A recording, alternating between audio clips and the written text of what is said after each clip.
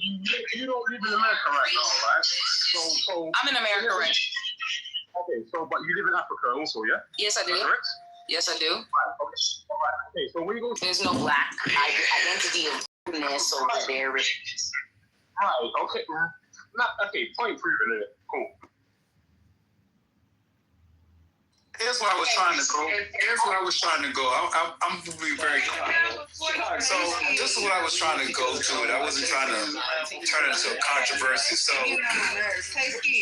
every group of people have a uniqueness that should be celebrated, and they do celebrate it because I love, when I went to Senegal in '96, I had a good time over there. I love the culture. I spent time in Ghana, got some friends over there, right? I'm still friends with them to this day, and I love them just the way they are. The uniqueness, all the beautiful things that are part of their language, their family traditions. I love it, and I love that it's authentic to them. I love Brazil. Brazil have a unique Afrocentric, African connection to their history. Very different. Jamaica, very different than Barbados or whatever. All these uniqueness are. While we are all one people, there's a uniqueness that we recognize and respect and celebrate, right? When I go to Jamaica, I don't go to Jamaica looking to be a Black American. I want the Jamaican experience. That's a whole nother language, another way of rhythm, movement, cooking food. You know, the way they laugh and joke, the way they talk to each other is that uniqueness. So what I'm saying is because we were descendants of slaves who set up a plantation, we have a uniqueness over here as well too, right? And we try to celebrate that every year with our food, our language, our nuances.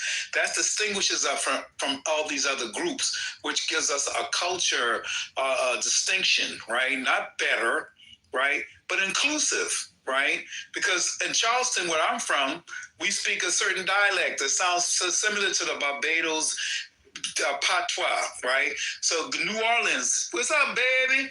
Everybody has a uniqueness that they celebrate, right?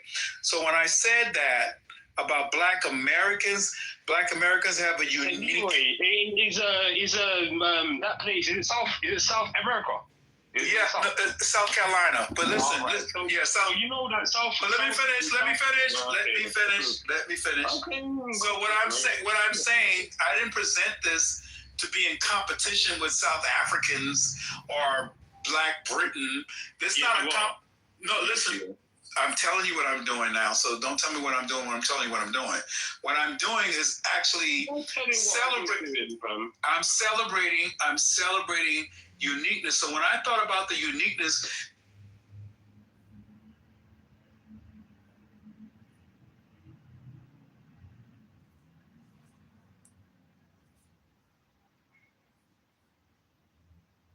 Good evening. Can you hear me?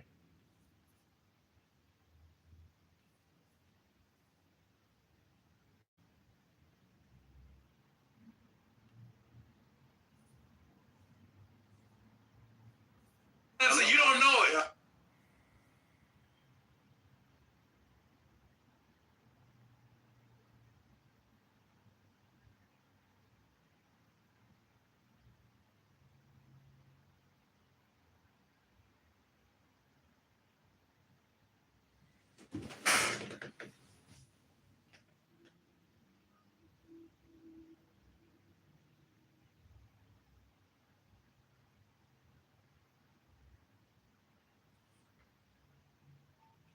No.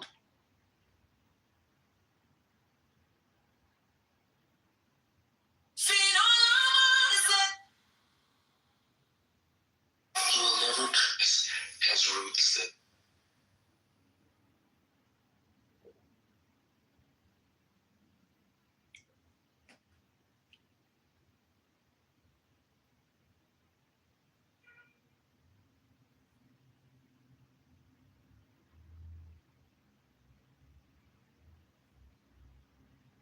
Let go because it's not that serious. He had a question. He was interested in it, and he was just trying to figure out.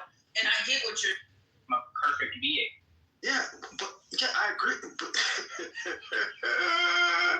there was no evil in the world when God created it. It was perfect, bro. What are you talking about? You don't understand the God. The point is that there's evil in the world, and he's omnipotent, right? So he's all powerful. So time is irrelevant. Doesn't matter what time it is in the world, right? Evil existing at any time in the world is unexpected. No, you taking too much on yourself. No, you're getting like into realms that you don't need to be getting into. Okay, well, do you think that the cake from the perfect cake baker is gonna tomorrow? He's gonna part of it's gonna turn into fecal matter or something? No, that's not right. Sorry, listen. So Jimmy got herpes from him too. Oh God, no, Jimmy can't stand motherfucking P. Diddy because he was came in from us. That's what the problem. It didn't come from God. It came from us. Okay? I don't think. Okay, were we perfect? Yes, we were. Okay, then why did a problem come from us if we were perfect? You don't want to say that, Stone. What do you mean? Andrew. Okay, Andrew, you are. Don't say that. Everything God's the only Blasphemy. That's exactly. We were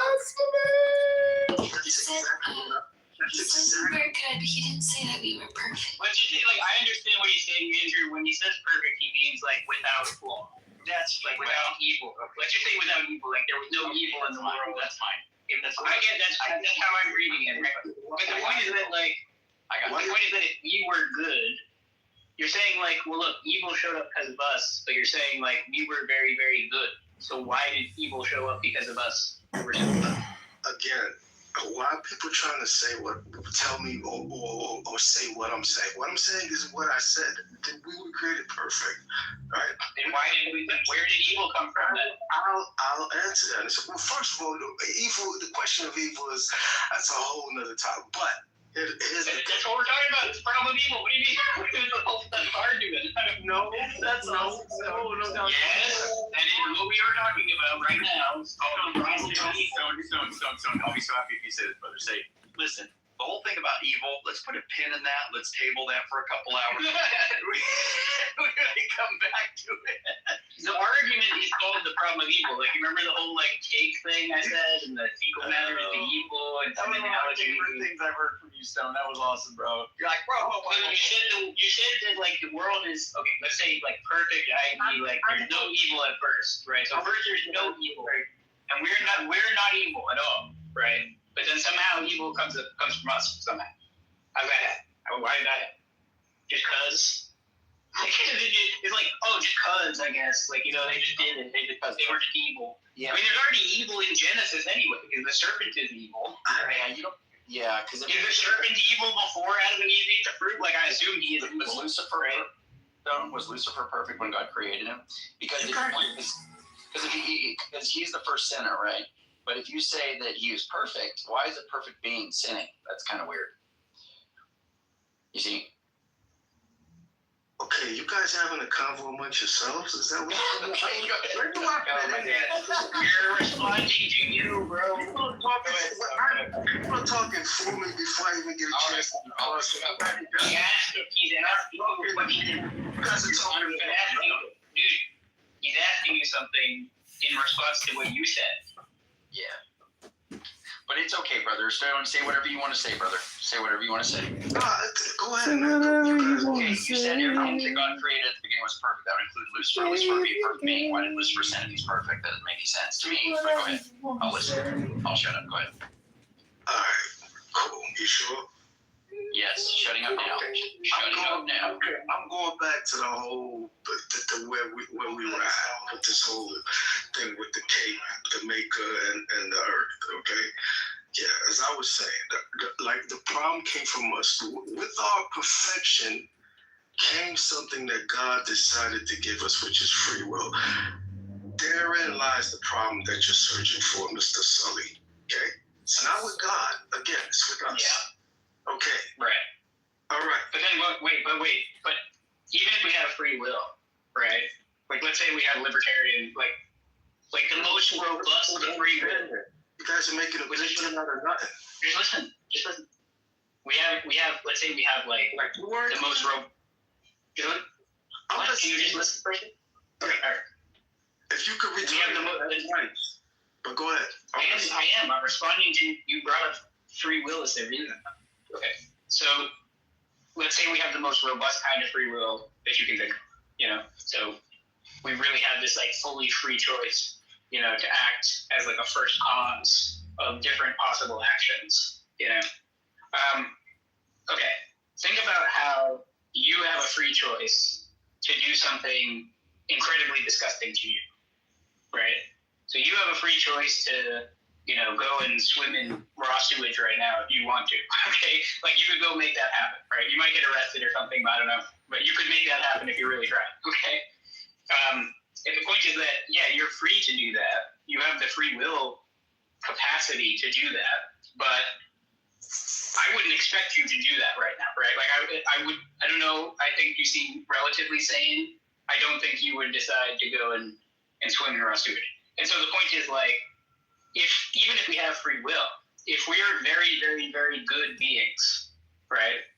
Then doing evil, right? Then even the idea that even with free will, it's still incredibly unexpected that you would do evil things. I agree. We agree. So we agree, bro. We have no argument. I completely 1000% agree with that. That's why there's this problem with sin. Like I said, we could be here for days discussing that. No one knows where. But then the point is that it makes. So this is the point. It makes evil very unlikely on your view, which means that the evil we see in the world counts as evidence against your view. What? Well, hold up. It's incredibly unlikely on this view that there's a perfect being, right? So that evil we've agreed is very unlikely. Hold on, Sully. You just agreed that it's incredibly unlikely if we were. Go slow with me, bro. You're going too fast. Just go. Let's take it back. Now say that again slowly. You said you agreed that if we are really, really, really good beings, you said perfect, but I'm just going to say very good. Okay, because that'll appease Andrew. That's what it says in the Bible. Okay, it says very good. It doesn't say perfect. So okay. So if we are very, very good beings, okay, it doesn't say perfect. It says very good. But like, look, anyway, the point is that if we're very good beings, then yeah, even if we have really robust free will, right? You understand the like swimming in raw sewage example that I just gave you. Yes. It's very unexpected that such beings would do evil things, even though they have free will. Now, okay, the next step is this means that your explanation for evil is a free will choice that is very unlikely on the view. Right? Now hold on. And that means that the existence of evil in the world is unexpected according to your hypothesis. And that means that it's evidence against your hypothesis. How so? This is where you're losing. Because on the hypothesis you're promoting, we would not expect to see evil, but we do see evil, and so it counts against the hypothesis. Just like how evidence works. You're saying like, if my theory is true, right, then evil is very unlikely, and it turns out, oh, well, there's a lot of that. Okay? So because something is unlikely, that means it won't be? Like, what are you talking about? No, if I had... You're going too fast. This is what I'm telling you, slow down, bro. You're going too fast. This is why you're confused. What you're saying don't make any sense, but you think it does. Yeah, Sully, shut up. A perfect being, Stone. Damn true. What? I just told Sully to shut up. He's going too fast. He's blabbering. Yo, fuck you, Andrew. But listen, here's what I was going to say, Stone. Listen, this will be real chill. Ready? So he created... Real quick. No. Because this is turning into silliness, bro. It's not silly. Can I say one thing? God created perfect beings, okay? He is perfect, okay? God doesn't sin. How do you explain that God has free will and he doesn't do evil ever and never will? But us, being perfect, also chose evil. How do you explain that? God has free will. See, this is what I'm saying. You guys keep saying these things and making these assumptions and just flying right past them. You don't think God's perfect? What do you mean God has free? What is that? You ascribing human attributes? I'll tell you. Do you think God had to create? No, Andrew, this is off topic, bro. What are you doing, man? This is completely off topic. No. This isn't about whether God has free will. He said it. Yeah, you guys. John Kitover, Kennedy, Congressman podcast. Hope you enjoy. So, it's not about whether God has free will. I don't know why. I don't know why that was. This is just listen, beings that have. And for Andrew, forget about this. Andrew, forget about this pedantic thing about perfection. I already tried to push this aside. Here's why it's brought up. No, but I know, but he doesn't mean that anyway. So it doesn't matter. He just means the thing it says in the Bible. Okay, like that means using the word. Yeah, you're breaking up. Yeah, you Okay, that's fine. That's fine. Go ahead. It's fine. The point is that okay, we were good, right? His explanation, his theodicy is like a free will theodicy. He's saying that the explanation for evil is that we have free will. Okay, so like it didn't come from God. God made the world perfect, quote unquote, very good, whatever. Sully, you guys are gonna have to stop. See, this is the problem is that you're only getting through the first like clause of the sentence. You're wrong. Like the whole sentence. I'm gonna tell you why I'm doing that, because you're wrong. Everything afterwards is gonna be wrong. If the foundation. Okay, what's wrong? What's wrong? Everything built on top of it is going. We're not. Yeah, what did I say that was wrong? Can you please? The problem is not that we have free will. That's not the problem. That's what you just said. I didn't say problem. I said it was the explanation for why evil exists that you offer. Yeah, right? And that's wrong. It's not. What do you mean that's wrong? That's what you said. Because This is the John Kitover, Canada Congressman podcast. Go to johnwith4congress.com. We're listening to people debate theology on Clubhouse. It's rather ridiculous, isn't it? But this is what it's like. People completely incapable of having a conversation. That's not what I fucking said. That is what you said. I can tell you what I said. But you don't have to get excited, bro. I'm right here. I don't need you to. Okay, all right. I'll go with whatever you say right now. Okay, I'll forget about what you said before. Go ahead. Say anything. You're making it seem like free will. Jesus. Okay, I give up, man. You got this. Being quiet.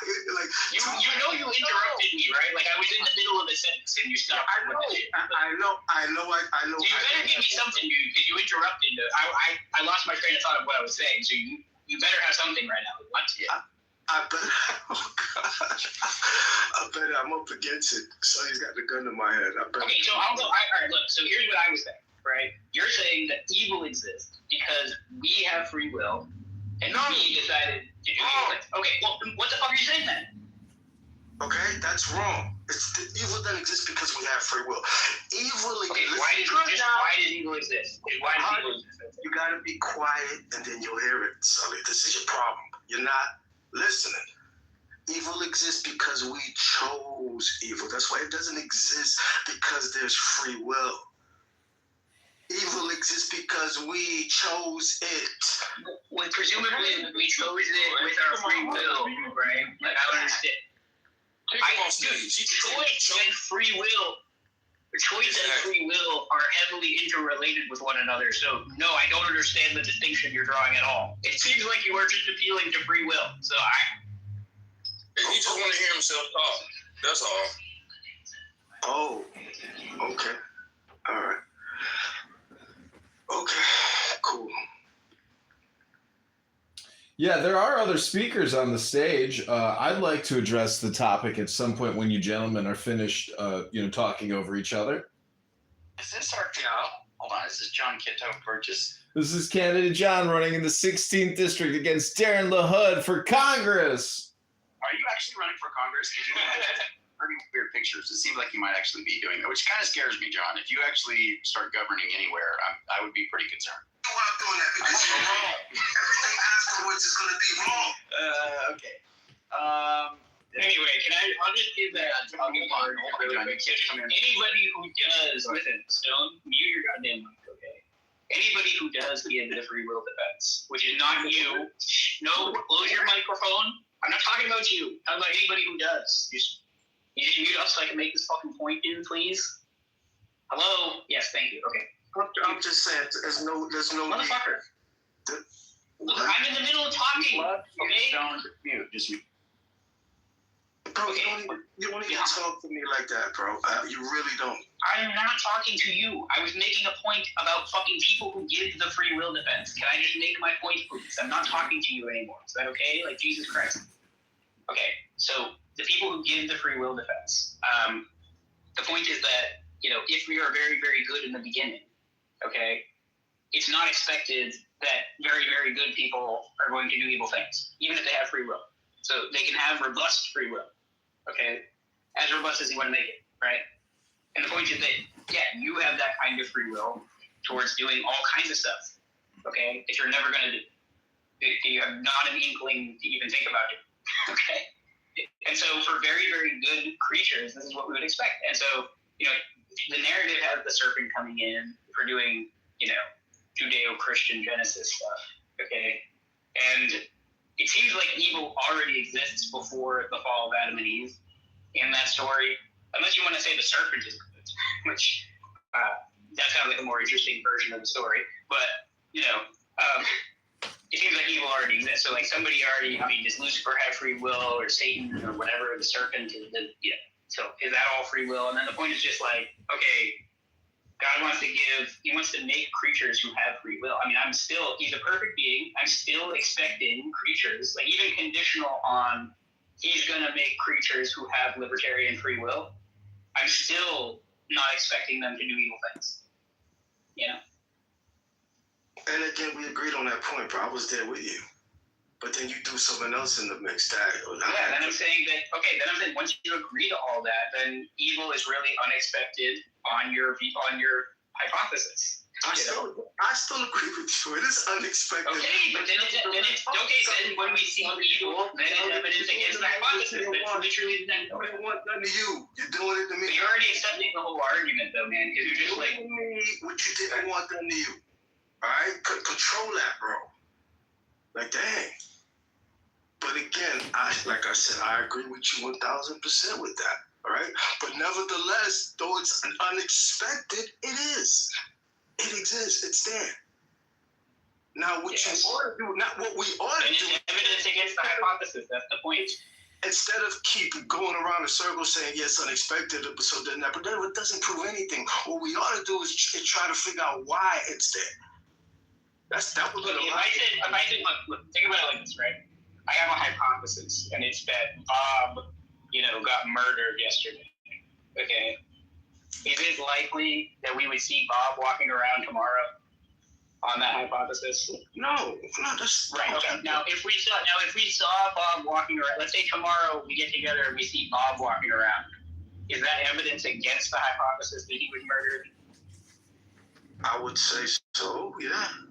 Right. So that's like the principle here. So it's saying, okay, you're agreeing that this thing is really unexpected if your hypothesis is true, and then we see it, and we go, oh, this is evidence against that hypothesis.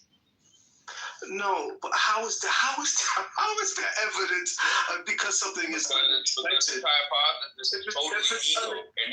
Do you remember the cake? Remember the baker and the cake, and how you said that would, if you got a cake that had poop in it, then it's evidence against the baker being a perfect baker. Well, we never got to that point. See, the first thing we got to was like, okay, so that's a good example to turn back to, because the way I framed it is, would you expect there to be fecal matter? And he said no. But like, let's say I give you a cake, right, and it does have fecal matter in it, right? Then you're going to think, hey, you said this guy was a perfect cake baker, but that must be false because at least this is evidence that that's not true, right? Exactly. Okay, good. So we agree on like everything here, man. So like the point is just that evil is evidence against, perfect beings. No, it's not, because those examples don't match up, bro. And by the way, is it 30 against everything is literally the same. It's literally structurally the same thing. No, it's not. No, it's not. The structure of the inference is exactly the same. Right? It's saying, here's the hypothesis. It's in one case you have a perfect cake baker, in the other case you have a perfect being, and then instead of, we have fecal matter instead of evil, okay? We're saying, would we expect the fecal matter? No. We found the fecal matter. Oh, that's evidence against this perfect cake baker hypothesis. And it's the same thing Here's the right? But problem. it's like you find the evil and it's evidence against the perfect apple. Yeah, the cake doesn't have agency. That's the problem with the whole thing. It's not the same at all. No, but I just addressed the point about free will, bro. Right? His ego won't allow him to get it. He's fighting against his ego right now. Not He's logic. like doing like the personal attacks instead of actually doing like the logical stuff on us. Fucking annoying. Thank you. No, I think Mr. Fucking eyes, bro. Why? No, I think he's agreeing with me. Yeah, I do agree with you. This is just AWOC. AWOC is mad because he was adopted by monkeys. And he's mad. AWOC thinks you're agreeing with the other guy. That's the issue. Here's just like Yeah, because he's not tracking very well. AWOC is just trying to keep things simple instead of us turning into a bunch of dumbasses. That's what he's trying to do. I mean, I think when you get to things personal, we're trying to have a discussion. But if we want to get down the point though, right? Like, I'll just be quiet. About And that. I want to engage. So are we talking about changing it to civility to be a purpose for you? It sounded like, look, Steph, I'll just say this and then I'll let you talk. I'll just shut up. It seems to me like you just agreed with like every step of the argument. And then the idea is like, you just don't agree with the part at the end where I say like, okay, and so this is evidence, right? And then you go, no. And it's kind of like the Patrick and Man Ray meme or whatever, where he's like showing him the license. And he's like, okay, so it has your name on it, right? And he's like, yep. And it's like, okay, so, and if it has your name on it, that means that it's yours, right? He's like, yeah.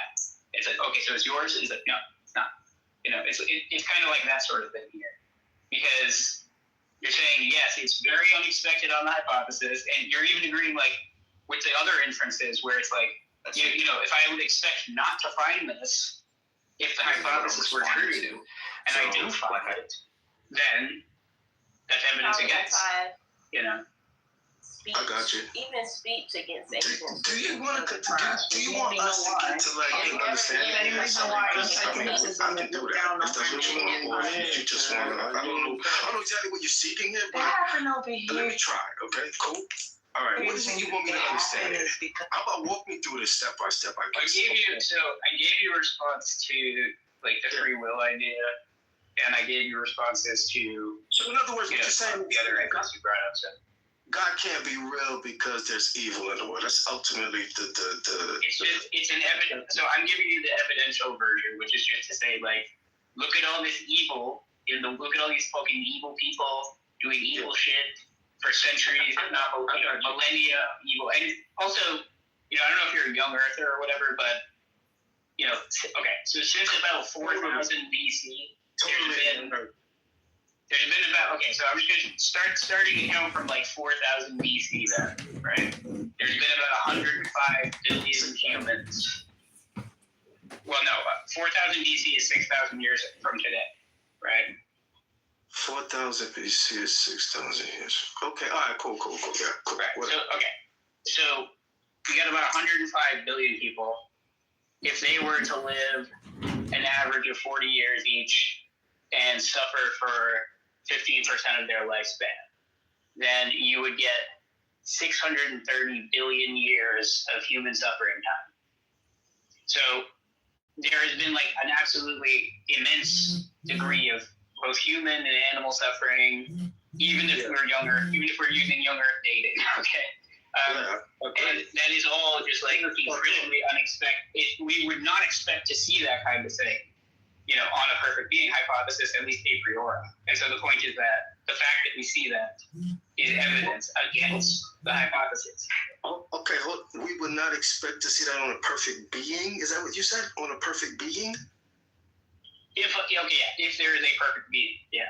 Well, if there is a perfect, we would not expect it. What if that perfect being decided to give us a free choice to do whatever we want to do? How about if he presented to us, he respected and loved us enough to be like, okay, I've created you, I give you your own agency. Here's the way to life, here's the way to death. If you do X, here's what awaits you, blessings and all that. If you do Y, you got death, and death is what awaits you. And here it is, choose wisely. Would that be a cool thing for a perfect being to do? Wouldn't you think that would be the most coolest for a perfect being? Wouldn't that like raise him up to glory in your eyes as far as his perfection is concerned? Right? And if then, I mean, I'm confused. If then these same beings, with all that in front of them, they chose why? Would that be the being's fault? Wait, I'm sorry. So, are you asking me, would it be the being's fault if one of the agents that they created chose to do evil? It shows what? I can't hear you. What was the next point? If they create, okay. Are you asking, okay. I'm not necessarily saying that it's God's fault that Adam... That's exactly what you said. What are you talking about? No. No. That's not what I'm saying. I'm hearing you wrong then. My bad, because that's what I'm getting from what you're saying. No, because all I'm saying is that it's unexpected, not that God is blameworthy for it. And I agree with that. I agree with the unexpected part, 1,000%. Right, but that's enough to make an evidence against them. So the point is that, like, if you tell me just, look, the point is that, look, if you tell me there's a perfect, all-knowing, all-powerful, all-good God, okay, and he's going to create a universe, okay, just like in the cake baker case where I say, okay, I have a very low credence that there's going to be any shit in this cake, right? Very low credence on that, okay? Okay, on the hypothesis that there's a perfect being, tri-omni being, creating a universe, okay, evil is very unexpected. You know, immense suffering is very unexpected. And it's literally something I expect not to find on that hypothesis, right? And so then when we find it, it counts as evidence against, just like if we found shit in the cake, we'd be like, this guy's not a perfect cake baker. He's like a shitty cake baker. And that's it, Sully, full stop. It's only evidence that this guy isn't a perfect baker. Just like it's only evidence that we chose to... No, but that's... Oh my God, the hypothesis is that he's perfect. Okay, look, the hypothesis is that a perfect being exists. That's the problem. You refuse to listen. Oh my God. It's only evidence. It's not about saying that there still would be a God, okay? It's not about saying, oh, there would just be a bad God, right? It's saying... The hypothesis says that there's a perfect being, right? How? And then this counts as evidence against. But how does it say that's not a being? How is the fact that we chose evil evidence against the fact that there is not a God? How does that work? That's the connection. Oh my God, It's okay. I've explained the free will thing. Even on a free will account, right? It's incredibly unexpected. That's not what we would expect. I don't want you to get exasperated, bro. It's cool. I'm just gonna say for the record. If I had to play the bet, if you said like, hey, God created a guy, and the guy he created, okay, right? He has libertarian free will, and you were like, okay, what credence do you assign that he's gonna go swim in the raw sewage? Oh, like pretty much none, because you said he's like, you know, he made him a really good, upstanding guy who's like reasonable, who would know better, you know? Okay. And that's going to apply to like everything. Hey, do you think he's going to eat the apple? No, he's not going to eat the apple. What do you mean? I'm going all in on he's not going to eat the apple. I just got dealt, you know, pocket aces. I'm going all in. Sully, homie, don't we do dumb shit every fucking day, but yet we know better? Yeah, but God didn't make Sully, of all the people that ask that question, it shouldn't be fucking human beings. We do dumb shit every fucking second. All right, what's the point of this conversation at this point? Like, you know, is there a goal here? What are you guys even discussing at this point? And, you know, you just keep repeating yourselves. This is ridiculous at this point. What do you got for us, John? What would you like to say? He just got literally nothing to contribute, I'm sure. Don't troll, John, but go ahead. Yeah, I mean, the best reasons for God is intelligence. The divinity or the divine, you know, Lord is super intelligent. So theism, all this religious debate, it all deals with intelligence and super intelligence. So the best reason for God is clearly exhibited in the highest levels of intelligence. And what you've just witnessed is someone try to explain to another person how the English language works, and that person rejected everything that person said, and they talked over each other. There's no intelligence here. It's a typical Andrew room. But God deals with divine intelligence, and I can assure you, everything you just witnessed was a waste of time, completely and utterly, and that's why I have a recording of it in another room called Conversational Hypnosis. Super stupid waste of time. Thanks for contributing to my content collection efforts, everybody. I forgot this is the guy that does that.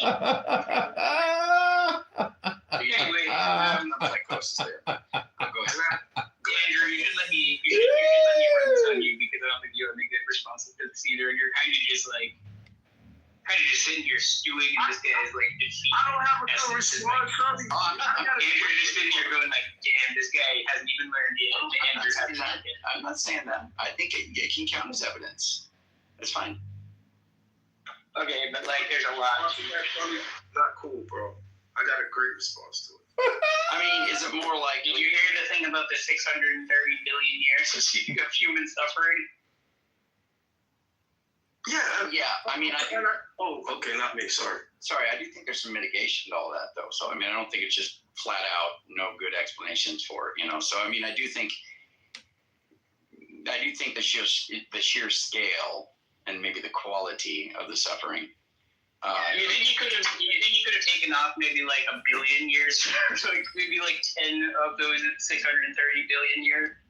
If he had, would you know it? You know what I mean? So I do think that he has. Oh my God. I think he has. I mean, that's a low ball estimate, by the way. Like if you do more reasonable estimates, it's like over 1 trillion years. It's like crazy. Well, you're also like the other creationism, so. Yeah. Okay. Yeah, that's true. If you like young Earth creationism, it helps you a bit here. Caleb, wouldn't you want to say here? Because not really, because it's still 630 billion years at 50. Okay, that's assuming average lifespan 40 years, 105 billion people since 4000 BC, and 15% of your life is suffered, which is pretty low. So, why? My question for you is this: if the recipients of the suffering, or the victims of it, let's say, still see God as good, in spite of that, predominantly, and they don't blame Him, quote unquote, for it, right? They're able to. Yeah, but see, you get that the argument I was just running had nothing to do with blaming Him, right?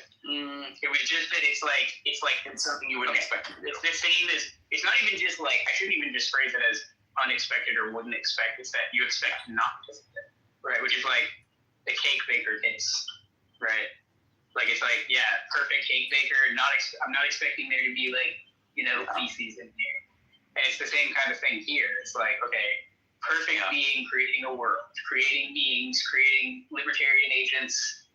How many chips am I putting on? It's going to be all good. I'm putting a lot of chips on. Putting almost all of my chips on. Yeah, if it's a perfect being, omnipotent, all-knowing, creates, the best stuff, basically. But I'm expecting it to be all good. I'm not expecting to find any shit, Right, but for them to put feces in it, so to speak, or to make feces in the cake, right? Because let's say they're the ingredients of the cake, and they're making feces in the cake. What's with all these examples of shit pies and crap cakes? Yeah, but then he put little rapscallions in the cake who are gonna make shit. See, because the point is that even if the cake baker was going to put these little rapscallions in there who had the libertarian capacity to make shit inside the cake, right? You would expect the ones he picked, to be like very unlikely to do that, right? Like that's kind of the point. Like the things that he creates, even if they have libertarian, like again, you get that whole, you don't have any inclination to go swim in raw sewage, unless you have like total free, you could totally go do that right now. Like you have all the free will in the world to go and do that, and they did it on Jackass. Yeah. So you could I think RFK did it too, so I think you definitely could do it if you wanted. I think our conversation, this conversation is leading to where our last one did, solely where I ended up saying that I would gobble up a whole bowl of feces to get to the candy bar. Yeah, but see, that's where we melted. You would eat a bowl of shit to get to a Snickers bar? I know you would need shit to get a candy bar, but like, just take it for example, something you wouldn't do then. Like, I'm sure there's plenty of stuff where you're like, yeah, it's like I wouldn't even think of that, but now that you presented it to me, like, hell no, I would never do that. So that's kind of the point. It's like all the evil shit that they could have done could have been like that.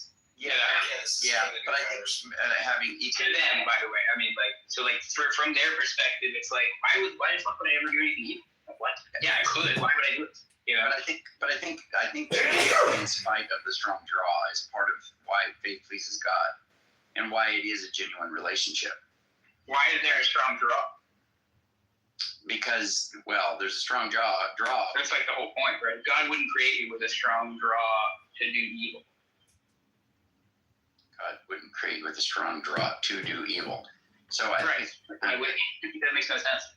I would think it would be just the nature of being. It's obviously a bad thing, right? No. Well, the draw doesn't have to necessarily be. Why? Like something you are constructing. It can just be the nature of existence. But it's just, if you have a nature towards doing bad things, that's bad. You have a nature of being in existence and conscious and with senses, and you're able to. Right, but that's all neutral stuff. Right? Yeah, I agree. You don't have any predilection towards doing evil. Why wouldn't you? Why would you?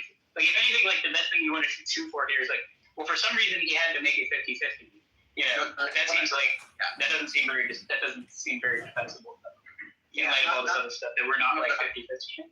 I don't think I would go straight down the middle, but I would definitely say, because I think that God needs to give sufficient reasons. Why would God want to give us reasons to do evil things? I think he would want to put us in a world in which we would choose the good in spite of the reasons to do evil. But why would he ever give us? Where are these reasons for doing evil coming from? Why are these reasons? Yeah, that's good. I think it's going to be part of like cashing out what it means to just exist, like putting beings in an environment in which they can interact with one another freely, and the ideas surrounding what it means to love, what it means to be generous and kind and all these things. There has to be like the opposite, into the spectrum. I think that is a bad way of reasoning. That doesn't even make any sense though, solely because first of all, you know how Sasha pushes back on the goofballs and the design arguments where they're like, well, do you know anything that's not designed? It doesn't matter. Design is still sensible even if everything's not correct. So it's like, it's the same kind of thing here. Good is still like perfectly transparent even if there's only, and that has to be the case because God isn't like deprived of there being bad things. Like it's not like he doesn't understand. So like what I'm saying is freedom is part of good. Freedom is part of good. It's inherent with what it means to be good. No, that's fine. I'm fine with saying freedom is good, but again, I'm giving you all of that stuff. Right? Okay, so I'm giving you the most robust kind of free will, and I'm not blaming God for what people do. Right. But what I'm saying is, right, what I would expect him to make are people who not only are they not like susceptible to reasons for doing bad things, because I don't even know where those reasons are coming from in this picture, but like they're actually inclined to do the good because they're just good. Like they're good people, right? I would expect you to make very good people who, with their libertarian free will, like I'd be very surprised to find out that they did bad things. I can help with this problem, but go ahead, Andrew. So sex is pleasurable, Sully, right? But not all sex is good. So there's a desire to have sex, but then but don't give me examples, like because I understand. I understand that maybe in the actual world there are reasons people have for doing bad things, right? The question is like, why are there any reasons like that? Yeah. So what would it look like to have beings that are interacting with one another that allow for genuine good choices and showing kindness and love and consideration towards one another, where there wouldn't be the ability to do evil and there would still be freedom? I don't understand. Can you help me break that down? Man, well said. Yeah, but wait, but look, are we talking about just the ability? Because I thought I was granting you that like they have like this libertarian option. Yeah. But the thing is if you're going to make the choice to choose God genuinely free, meaning they genuinely. The point is about their reasons for doing. Yeah, that's fine. Right? Like, I think you're getting. That's where I think you're. So I'm saying that they can take the action. I got you. Right. But then there's this separate question about where would any reasons for taking that action arise from? And then there's like, okay. So there's a difference between people, right? We have to have distinctions. We can't have everybody be the same, okay? And so as soon as you have contrast for identification purposes, to be able to see who people are, right? Just to be able to distinguish from who's who, right? Just having that now. That exists in the Trinity. Yeah, I understand. But I'm saying among humans. So God creates humans. But I'm just saying, like, this structural feature is not going to do much for you, though. Well, no, just hear me out. You're just right. So there's beings that can like self-identify and they can self-identify that they're not you and you aren't them, and we can all distinguish from each other. Okay, cool. And then we're going to have some sort of physical appearance if we're going to allow for visual apprehension, physical and body consciousness. Yeah. Cool. And then maybe audio, right? If we're going to be talking, if we're going to interact. We got human body. I'll give you human bodies, bro. Okay. You want. Cool. And then if you're going to have this idea of procreation, if we're not going to live forever, then you're going to. I don't know if that was the case before the fall, but So let's just say you live forever and you're not going to procreate. That's fine. So that's not what we're talking. Now you're just getting off topic here. No. We're talking about what God can create and like beings. That's fine. So he can create two types of beings. You're saying in your view he created beings. But I'm saying, but okay, let's just zoom out for a second. It's going to be either immortal or not immortal, right? The beings. Obviously. Okay. Come on. Why are you saying these things to me, Andrew? Cool. No, I'm just trying to go step by step here. So then you have beings, if we say they're immortal, whatever. That's going to exclude certain things like being able to kill each other and doing stuff like that, which we can talk about that. But let's just say if we're going to have possession, ownership, anything like that, okay, whatever that's going to look like in this kind of world that we're talking about. So if you can have things. If you can have, I don't know why we're introducing a lot of this stuff. Maybe because can we get clear on why we're introducing all this stuff? Creating it. Okay, so like for example, like God could create a world where there are beings who are physically embodied, right? Where it's just like I don't know, it's like God makes it a communist utopia, and they just have men above and heaven, they're just all happy and shit. Okay. Like you just I don't really see so. I don't know why we're like starting to talk about like possessions and stuff like that. It's just like you're falling from heaven. Dude gets more mana than the other guy. The other guy sees that he has more and he wants to get out. Now what?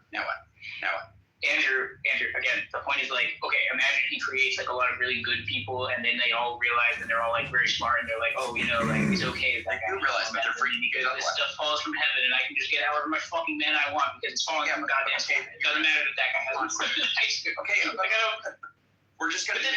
The point is about expectations, and that you're constantly importing, like, you're like, well, what if conditions are really harsh, and then like people are just like bad. It's like okay, but like, why would God make that though? The whole point is that if we were just saying He's creating a world, right, and He's gonna make conscious embodied agents, and they're gonna have human bodies, okay. Now I'm just like going from those to like, okay, this is what I'm giving a priori. We're like, okay, what do we expect this world to look like? And then the picture you're painting is like kind of a tortured picture to try to bring it into line with the actual world. And what I'm saying is like, no, but that's like motivated, right? Because the point is that a priori, like prima facie, you should just go, yeah, the world I would expect on that hypothesis would look like incredible. And I would not expect like 630 billion years of human suffering. And I would not expect like, genocides and wars and fucking children burning alive. I wouldn't expect any of this stuff. Wouldn't expect it. In fact, I would expect not to find that stuff if I was to go and check this world created by this being. Even if you created beings with free will in that world, even if there was free will, it wouldn't matter. I think that's just a smooth over anticipation, though. I don't think you can, there's going to be various things that people are going to be wanting to do, and I think it's just going to be the nature of existence that they would have that on their plate. Why do they want to look, Andrew? Because do you want to go swim in raw sewage? Do you want to go swim in raw sewage? Sorry. Do you want to go swim in raw sewage, Andrew? No, I don't want to do that. No, you don't. Right? You don't. Okay, so why do you just get to say they would want that? Why do you just get to say they would just want that? Andrew, let me help him real quick. Let me just throw one thing in here. You're not using analogous examples, though, Sully. I agree with you. They don't want sewage, but what about things they do want that aren't? No, but why would they want to do bad things? Hold on. Don't let me out. You keep going. That aren't bad. What about when they want things that aren't bad but can be, depending on the circumstance? That's the problem.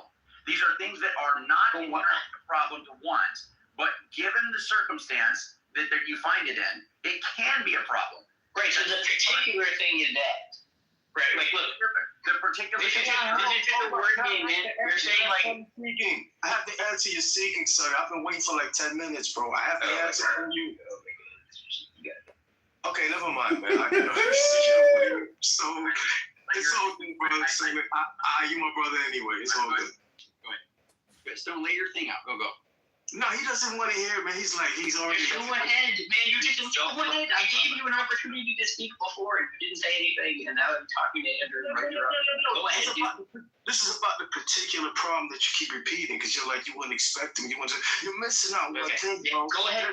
There's this. You're missing one thing, bro. The serpent. That's what you're missing. I'm just gonna say that. I mean, I already commented on the serpent.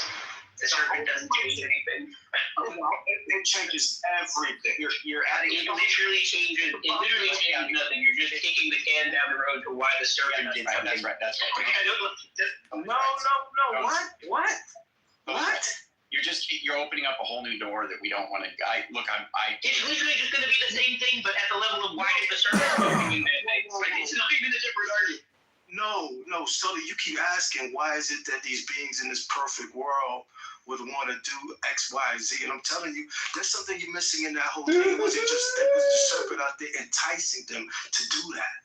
Look, the whole point you can build this convoluted mechanism of shit that makes shit inside the cake that the perfect cake baker is making, right? So you have this imagine the perfect cake baker put a Rube Goldberg machine that eventually produces a nugget of shit into the cake, That's also something where I would be like, yeah, I don't expect him to do that. I don't expect this kind of Rube Goldberg fucking, mechanism that, this guy, this fucking Archon sinned first, and then this guy fell, and then, these guys ate this fruit, and, that's why there's evil.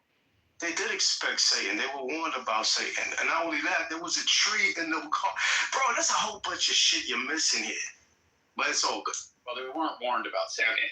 They weren't warned. I mean, it really makes no difference what the story is.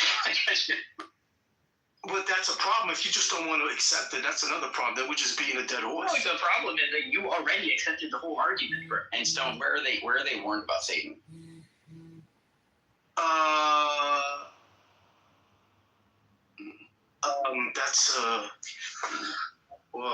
That's a good question because we kind of have okay. Let's just say that they were warned. How do I put this? They told not to. They knew. Let's just say this. They knew about temptation. Let's just add that. Why? They knew about temptation because listen, Andrew. They were specifically warned about the tree of life, the tree of the good of the knowledge of good and evil. They were specifically warned about that, and they were told, don't touch it. So temptation was already thrown into the mix. They were already tested. Well, it was in the mix insofar as it was present for them to be tempted by, but they didn't know what temptation was until they experienced it. God just said, don't do this. Now, we're not gonna. I don't agree with you there, but that's all good. Good, but even him saying, don't eat of the fruit. You might say that carries with it a temptation because now it's like, do not do it. Exactly. You might have the desire to go contrary to him, but then Sully's asking why even have the desire? Why is it that they're God's creating beings that will have the desire to go contrary to the good? And why not make it where these desires? I explain that with the free will because listen, because otherwise they will be robots. God wasn't trying to create robots. I get that. That's not what he's saying, though. Right? God That's can't. exactly what he's saying. God can't. He's expecting them to be perfect and just do what they told him. Like a program. God can't shoot guys. Stone. Is God a robot? Of course not. What kind of question is that? Okay. Does God only choose good? But what I'm saying is, why are you trying to put God in the human box? That's what you're trying to do. You're trying to put God in the human box. The point is to show that a being can be free to only choose good. Again, why are we making God a being? God is above being. God creates beings. You don't think God? Well, look, that's a whole nother argument. Again, let's not try to put God into the human box. Let's just eliminate that. I'm not trying to go down that rabbit hole. The point is, box. There are similarities between God and humans, though, right? Yeah, but you're asking why wouldn't God do evil? And who's going to tell God he did evil? Who's going to question God or judge him? What's that? I'm saying he can't do evil, but he's free. That's my point. Well, I don't know if he can't do evil because the Bible states, it says, well, you know what, again, that's not something. The Bible says that God cannot do evil. let's just not go into that because that would open up a whole nother can of worms. Let's just not go there. What was I saying? I was saying that you made me forget what the hell I was saying, man. You ain't saying shit. You think the snake? You ain't saying shit. It's okay, John. You think the snake is going to solve this for Sully? So no, what I'm saying is no. I didn't say it would solve it, but the snake and the serpent is secretly Jesus Christ. Why? Okay, but he kept asking, why is it that perfect beings would want to do? As I'm saying, there was something else involved that he's not that he's just skipping over. There was the serpent. Now, but the serpent had all the powers of Lucifer with him. All of that entails, it wasn't just a little temptation. It wasn't just a small enticement. This was some supernatural, extra powerful shit. And we know all about temptation. I mean, just little things get us going. When we know this shit is wrong, as I was saying before, we do this every day. As human beings, we should be the last people to ask these questions about why would somebody who knows better do wrong. That's the last question we as human beings should be asking. No, dog, maybe you should read a book and study philosophy, and then you can answer that simple question. All right, homie, could you need a hug? What the hell? Do you need a hug, and how long are you just going to keep rambling, talking about nothing? Okay, all right, how about this? How about you hop off my nutsack and just chill out there and let me finish? How about that? Yes, please stay off his testicles, John. Please. Yeah. Anyhow, yeah. Okay, Go ahead. But Stone, so God can create free beings that only choose the good. They don't choose to murder, rape, and do all this horrendous stuff for millions of years or however long, right? I don't agree with that at all. Explain why that's not possible to Sully. Go ahead. Because again, that would just be Sully. You speaking for Sully now? Because again, that would be creating a robot. God is not interested in creating robots. He's interested in creating free human beings that can think and that choose him because it's the right thing to do. So here's what Sully said. He said, "Can you create robots that when they choose can you create humans that when they want to choose to do evil, it makes them smell feces and taste feces and makes them not want to do it? Like, Yes, you can. Yes, you can, because that's what happens to every single one of us, whether we choose to deny it or accept it. That's the case. But over time, we've gotten used to the feces, and we're starting to love the feces. That's the problem. That's the problem. We've gotten used to that shit that we ignore it, and we're starting to love it. That's the fucking problem. I agree, but I think Sully wants to say that it can be so strong that you just won't do it. It was like that at first, but no, we might not want it, but nevertheless, they did it. Okay, that's what I'm saying. Why do they want to do it at all, though? Sully wants to say, why do they want to do it at all? Why do they want to sin at all? Nobody. But again, that's what I'm saying. Sully keeps making these assumptions. Nobody said that. We're not saying that they wanted to do it. That's a whole other argument. Nobody's saying that. I think we want. Hold on. The Bible says sin offers pleasure for a season or whatever. I think it is true. Sin is something we want to do. Why is it pleasurable? I think I disagree with you there, bro. Sin is death. You just. Yeah, I disagree with you there, bro. Sin is death. It masks. Listen, hold up. Let me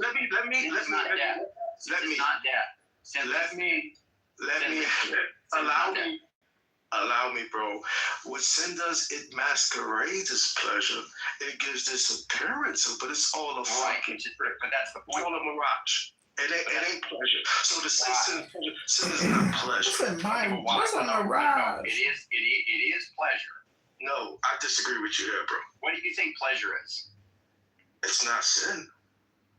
No, hold on. So if somebody is having an adulterous affair, okay, they can engage in an activity that brings physical pleasure. Now you can say that they're distraught or they have some conviction and some emotional, element there that they're not going to like. Yes, sure, I think that's true, but at least at first. But still, it is pleasurable. So I don't agree. I don't think you can deny that. But here's the thing. Here's the thing, Andrew. Everything that's pleasurable about it is not attributed to sin. That's not the pleasurable part. Everything that's good and what you just described, none of it can be attributed to sin. I don't know if you That's a fair point, Stone. That's a fair point. Thank Yeah, that's a fair point. You got it. I think that's a fair point. So I do think the overlap between what makes something good and what makes it evil, the same kind of pleasure that it brings you, that's not the bad part of it. It's the context in which it is. Amen. Yeah. All right. My man, hey, Drew coming through in the clutch. About fucking time. Where you been all night? Well, I was trying to actually develop that. That's exactly what I'm trying to develop with Sully when I was telling him, if you have somebody who's eating manna that God is giving them, and the idea of owning anything or having any kind of relations with anybody, I don't understand why you're tying those two things together. Like having any kind of relation with anybody versus like some super specific thing. Like, what about property rights? It's just like the reason is because here's the reason, Sully. Is there going to be stuff other than just the beings? What? Yeah, sure. I don't know. It doesn't matter. Right? Okay, why do you keep doing it? See, I don't think you like walking. It's just because I don't know. Like, I wish you would kind of make. Look, we can walk down anything, but can you give me like the trajectory? Because I feel like a lot of this stuff is just like goes nowhere. It's not like I'm trying to walk you down the primrose path. I don't want to. I think we do that a lot, but Andrew, to be fair, because like if you can sketch out, I'll do it. Can you just give me where you're going, and then we'll do it? Like, okay, where I'm going with this, and at least what I'm thinking, I've thought about this a bit, okay, but there's still some stuff obviously you're smart, and I'm willing to, go back and forth on different elements of it. I just think that it is going to become more and more obvious, at least when I thought about this, it becomes more and more obvious that it isn't the case that some utopia kind of world is going to exist, given freedom and beings that interact with one another.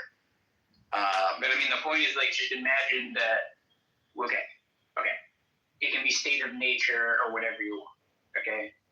We put a bunch of beings who, are at least close enough to maybe like form a community or something, okay? And the resources are like, there's like enough there for them to like have a little society and civilization. Like, we don't know what they're going to do, right? And then I tell you, they're all really, really, really good people. And then it's like, okay, what kind of society are we expecting here? And then we go and we look and we're like, oh, it's like a hellscape. And it's like, wow, I didn't expect this. In fact, like I expected to find them having built like a really nice little peaceful village or something. Like the point is that like, it's just, I don't think any of these moves are going to help against this kind of training of the art. I think it's just one of those things where you have to go, I guess that is just evidence against the hypothesis, and maybe try to like say there's more evidence in favor. Well, no, I agree with Sully, man. I gotta say I agree with him. I just don't agree with the conclusion he's drawing. But the whole shit about unexpected and that whole example, like I said, I agree 1,000% with that. Sin is inexplicable. It's like, where the fuck did it come from? What is this thing? But I mean, the conclusion you're drawing, though, that's evidence of the case against there not being a God. That's where you lose me. I don't know how the hell you draw those calls. Well, I just want to say it's unexpected, given just an all good God, just also evil. God's decisions given him evil. That's kind of weird, right? But God's decisions to make free creatures. Look, we're taking the step already. I'm saying like I'll give you the free creatures, right? And in virtue of it being their choice, I'm not going to say God is culpable or something like that, right? Like I'm letting you off the hook. Exactly, another pointless stream. That's the whole point of a fucking even if he stream, creates but it's pointless. Incredibly robustly libertarianly free creatures, right? Mm-hmm. And even if they have all these options available to them to do evil things, right? I would expect them to be the sorts of creatures. And I would expect the sorts of creatures who just wouldn't choose evil because it would be good. They'd be such good creatures that they would say, yeah, I could do that, but why the hell would I do that? That's bad. How do you exclude that possibility, though, Sully? This is where you're losing me. How can you exclude that? That makes no fucking sense.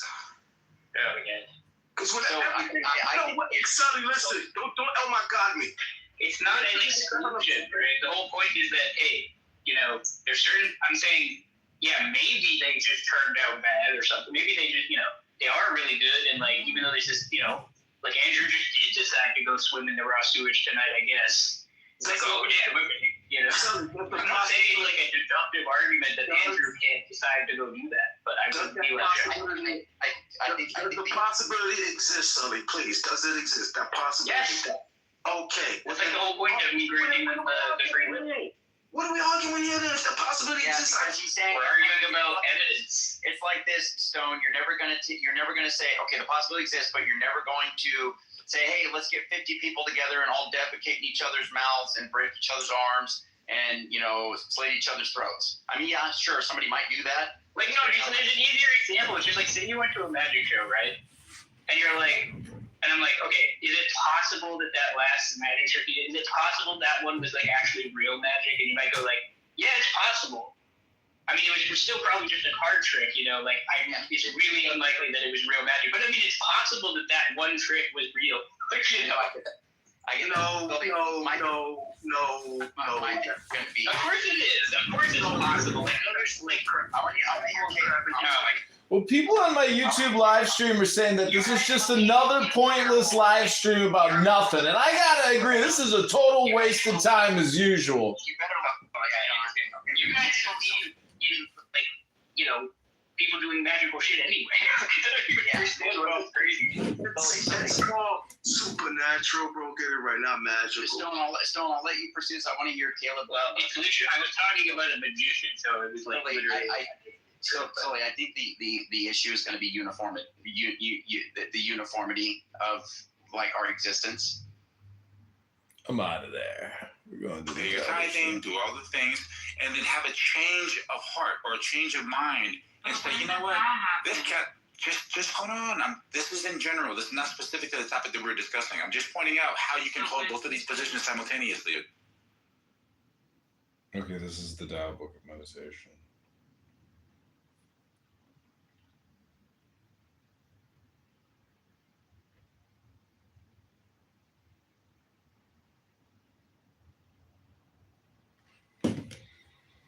Yikes!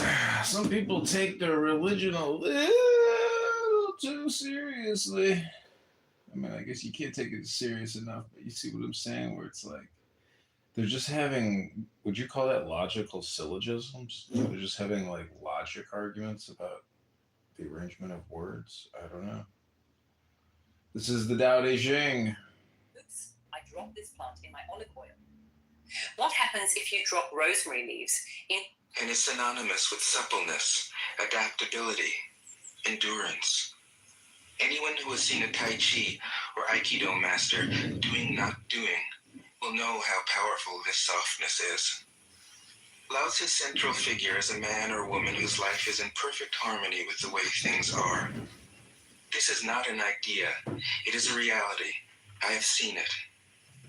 The master has mastered nature, not in the sense of conquering it, but of becoming it. In surrendering to the Tao, in giving up all concepts, judgments, and desires, her mind has grown naturally compassionate.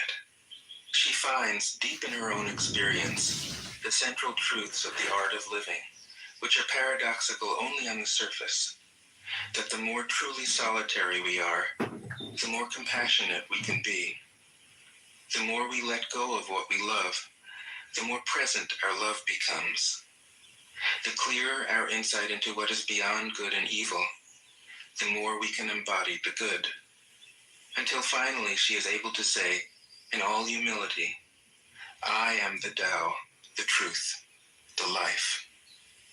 The teaching of the Tao Te Ching is moral in the deepest sense, unencumbered by any concept of sin. The master doesn't see evil as a force to resist, but simply as an opaqueness, a state of self-absorption, which is in disharmony with the universal process, so that, as with a dirty window, the light can't shine through. This freedom from moral categories allows him his great compassion for the wicked and the selfish.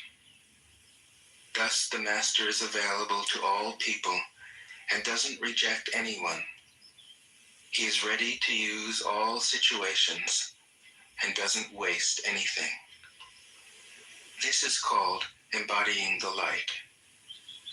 What is a good man but a bad man's teacher?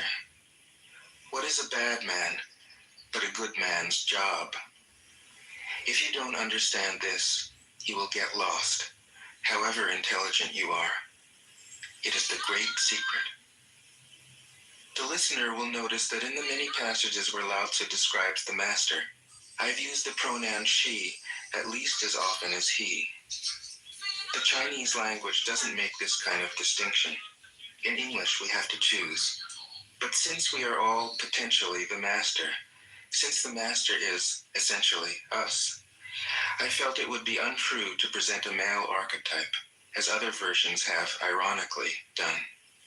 Ironically, because of all the great world religions, the teaching of Lao Tzu is by far the most female. Of course, you should feel free throughout the recording to substitute he for she, or vice versa. As to method, I worked from Paul Karas's literal version, which provides English equivalents, often very quaint ones, alongside each of the Chinese ideograms. I also consulted dozens of translations into English, German, and French. But the most essential preparation for my work was a 14 years long course of Zen training, which brought me face to face with Lao Tzu and his true disciples and heirs, the early Chinese Zen masters. With great poetry, the freest translation is sometimes the most faithful. We must try its effect as an English poem, Dr. Johnson said. That is the way to judge of the merit of a translation.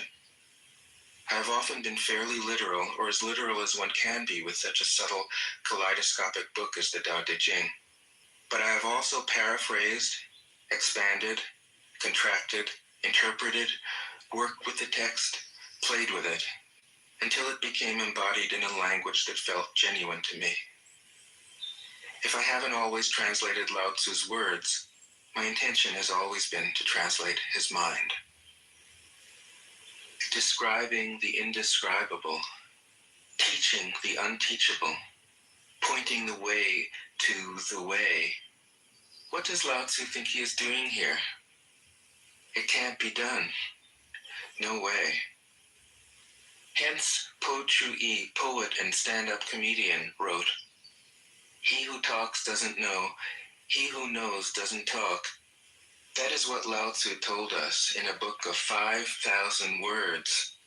If he was the one who knew, how could he have been such a blabbermouth? That's the problem with spiritual teachers. They have to be blabbermouths.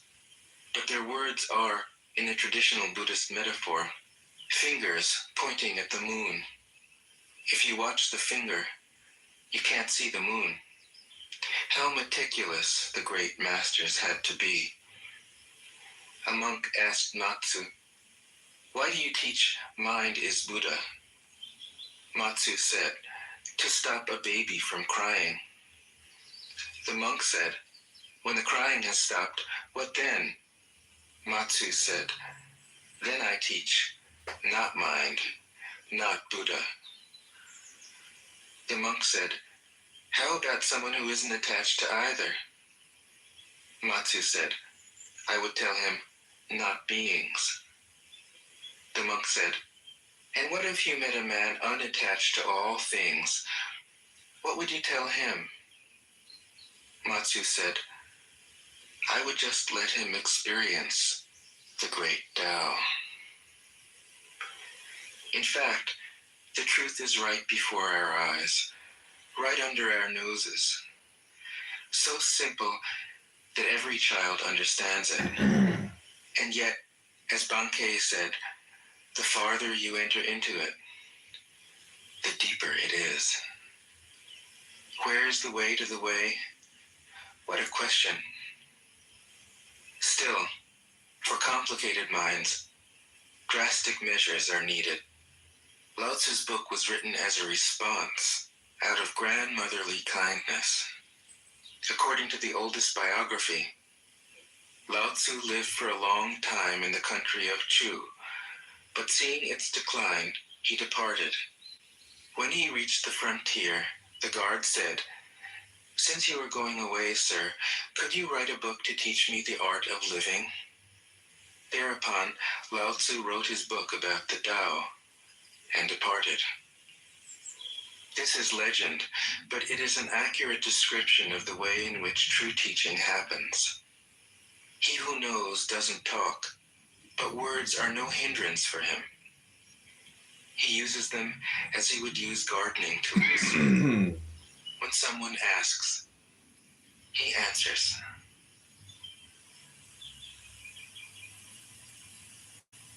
Tao Te Ching. 1. The Tao that can be told is not the eternal Tao. The name that can be named is not the eternal name. The unnameable is the eternally real. Naming is the origin of all particular things. Free from desire, you realize the mystery. Caught in desire, you see only the manifestations. Yet mystery and manifestations arise from the same source. This source is called darkness. Darkness within darkness. The gateway to all understanding. 2. When people see some things as beautiful, other things become ugly. When people see some things as good, other things become bad. Being and non-being create each other. Difficult and easy support each other. Long and short define each other. High and low depend on each other. Before and after follow each other. Therefore, the master acts without doing anything and teaches without saying anything. Things arise and she lets them come. Things disappear and she lets them go. She has but doesn't possess, acts but doesn't expect. When her work is done, she forgets it. That is why it lasts forever. 3. If you overesteem great men, people become powerless. If you overvalue possessions, people begin to steal. The master leads by emptying people's minds and filling their cores, by weakening their ambition and toughening their resolve. He helps people lose everything they know, everything they desire, and creates confusion in those who think that they know. Practice not doing, and everything will fall into place. 4. The Tao is like a well, used but never used up. It is like the eternal void, filled with infinite possibilities. It is hidden but always present. I don't know who gave birth to it. It is older than God.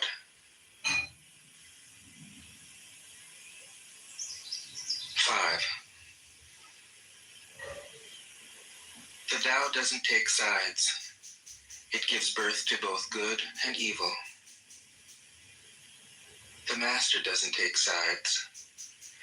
She welcomes both saints and sinners. The Tao is like a bellows. It is empty, yet infinitely capable. The more you use it, the more it produces. The more you talk of it, the less you understand. Hold on to the center.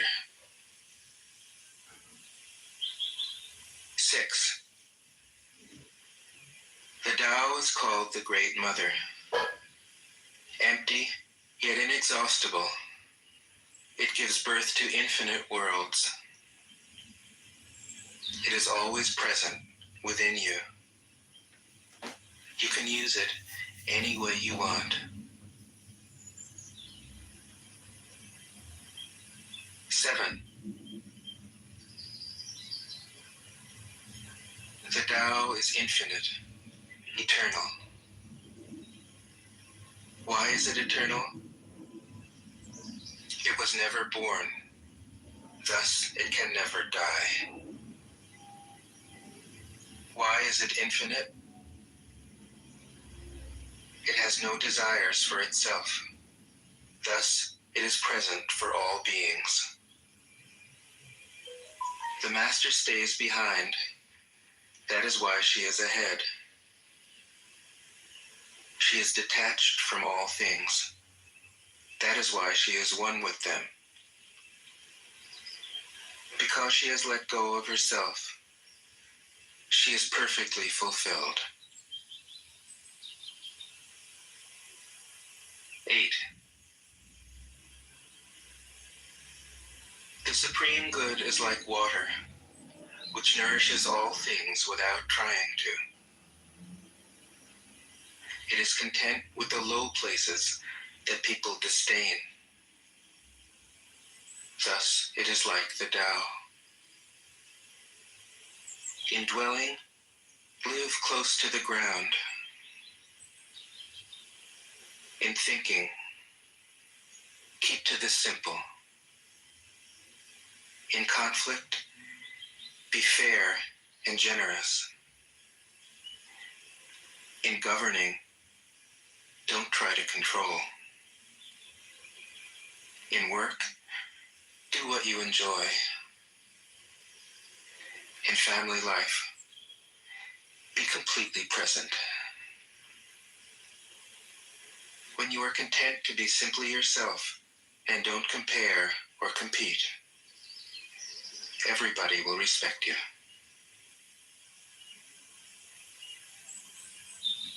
9.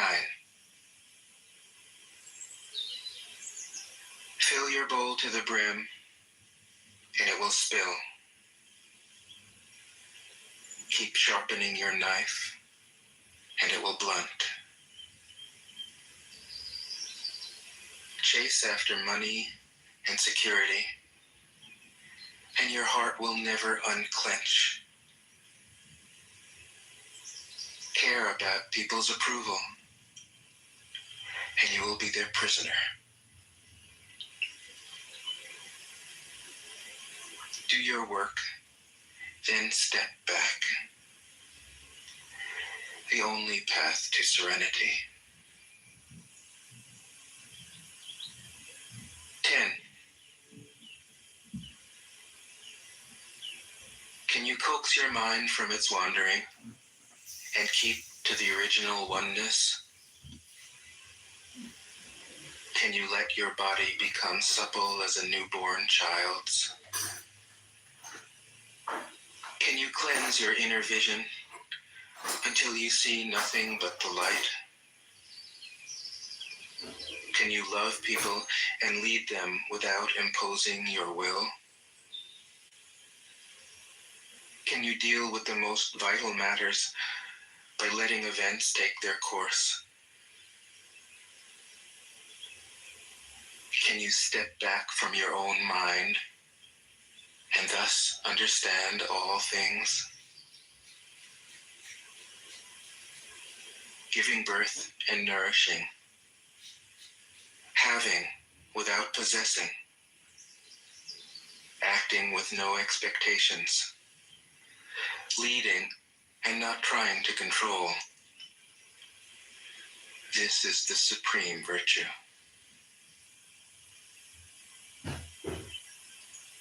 11. We join spokes together in a wheel, but it is the center hole that makes the wagon move. We shape clay into a pot, but it is the emptiness inside that holds whatever we want. We hammer wood for a house, but it is the inner space that makes it livable. We work with being, but non-being is what we use. 12. Colors blind the eye. Sounds deafen the ear. Flavors numb the taste. Thoughts weaken the mind. Desires wither the heart. The master observes the world, but trusts his inner vision. He allows things to come and go. His heart is open as the sky.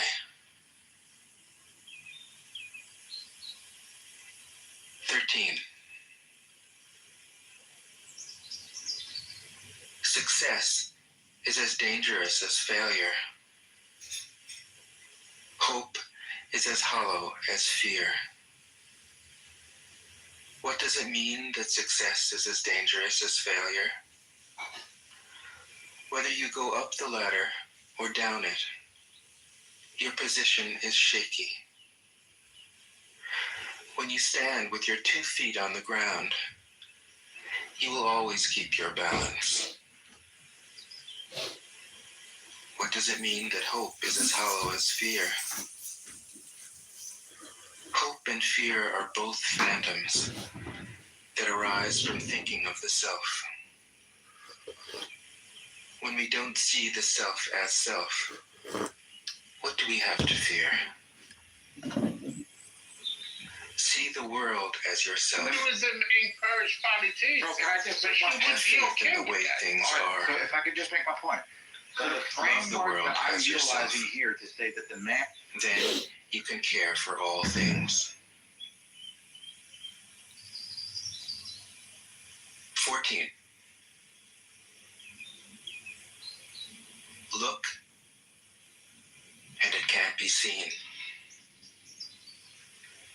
Listen, and it can't be heard. Reach, and it can't be grasped. Above, it isn't bright. Below, it isn't dark.